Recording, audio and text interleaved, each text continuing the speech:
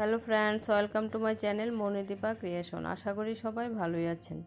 আজ রান্না করব কচু শাক। প্রথমে নিলাম কচু, এবার কচুগুলো কেটে নেব। যারা যারা আমার ভিডিওটি দেখছেন ভিডিওটিতে একটি লাইক করে দেন প্লিজ। লাইক করে কন্টিনিউ করবেন এবং যারা এখনও সাবস্ক্রাইব করেননি আমার চ্যানেলটি সাবস্ক্রাইব করে আমার পাশে থাকবেন প্লিজ। আর যারা পেজ থেকে আমার ভিডিওটি দেখছেন আমার পেজটা ফলো করে দেবেন এবং পাশে থাকবেন। কচুগুলো কাটা হয়ে গেছে, এবার কচুগুলো ধুয়ে নেব। ধুয়ে নিলাম কচুগুলো, এখন সিদ্ধ করার জন্য বসিয়ে দেব। আজ আমি সিম বিচি দিয়ে কচু শাক রান্না করব।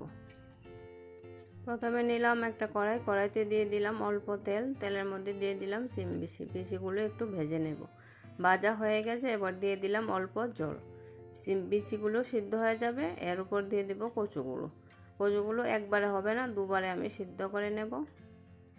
আর এদিকে মশলা করে নেব, জিরা আর আদা ভালো করে বেটে নেব। মশলা বাটা হয়ে গেছে আর এদিকে কচুও সিদ্ধ হয়ে গেছে। এবার কচু সিদ্ধ করে নামিয়ে নিলাম। নামিয়ে বিচিগুলো আলাদা করে নিলাম। এখন সিম বিচিগুলোর খোসা ছাড়িয়ে পরিষ্কার করে নেব। আর এদিকে ফোড়নের জন্য কড়াইতে দিয়ে দিলাম শুকনো লঙ্কা আর তেজপাতা। আর এখন দিয়ে দিলাম পাঁচফোড়ন। যারা প্রথমবার আমার ভিডিওটি দেখছেন, আপনাদের কাছে যদি আমার ভিডিওটি একটু ভালো লেগে থাকে তাহলে পাশে থাকা বেল বাটনটি প্রেস করে রাখবেন। এখন দিয়ে দিলাম বেটে রাখা মশলা আর পরিমাণ মতো নুন আর হলুদ।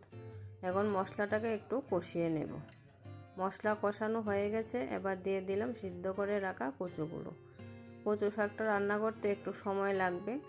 গ্যাসের আঁচটা একটু কমিয়ে রেখে কিছুক্ষণ সময় ধরে তারপর কচু শাকটা রান্না করতে হবে। তারপর দিয়ে দিলাম শাকের মধ্যে কাঁচা লঙ্কা। সম্পূর্ণ নিরামিষ একটা রেসিপি। কচু শাক রেসিপিটা একটু সময় নিয়ে রান্না করতে হয়। আর কচুর জিনিসটা একটু মিষ্টি জাতীয়, তাই কচুটা একটু লেগে লেগে থাকে, এটাই স্বাভাবিক। আর কিছুক্ষণ নাড়াচাড়া করার পর আর একটু টেনে যাবে, তারপর দিয়ে দেব সিম বিচিগুলো আর সবশেষে দিয়ে দেব চিনি। তারপর নামিয়ে নেব। তৈরি হয়ে গেল আমার আজকের রেসিপি। ভিডিওটি শেষ পর্যন্ত দেখার জন্য আপনাকে অসংখ্য ধন্যবাদ।